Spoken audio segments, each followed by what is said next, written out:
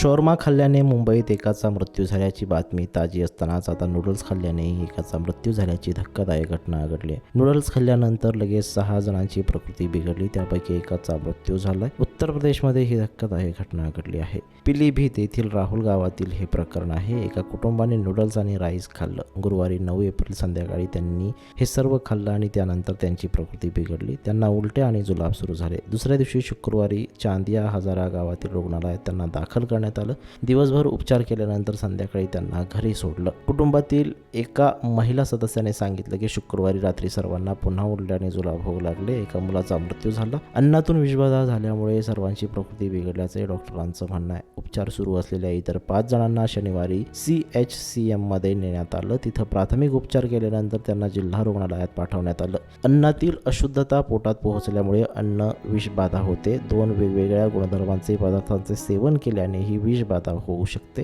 तर कधी अन्न जास्त काळ ठेवल्याने ते विषारी होते. अनेक वेळा घाणेरडे पाणी पिण्यामुळे, न धुतलेली फळे किंवा भाज्या खाल्ल्याने देखील अन्नातून विषबाधा होते. अन्न जास्त वेळ उघड्यावर ठेवल्याने, घाणेरड्या जागी ठेवल्याने आणि त्यावर बसल्याने डास, माशा इत्यादींमुळे त्यामध्ये बॅक्टेरिया वाढतात. हे असे सूक्ष्म विषाणू आहेत जे आपण उघड्या डोळ्यांनी पाहू शकत नाही. सूक्ष्मदर्शकाने हे पाहिल्यास ते पाहता येतात. हे बॅक्टेरिया अन्नाद्वारे पोटात जातात आणि एक प्रकारचे विष तयार करतात. अन्नामध्ये जास्त सिसे आणि तांबे या धातूंची अशुद्धता आढळली तरी अन्न विषबाधा होऊ शकते.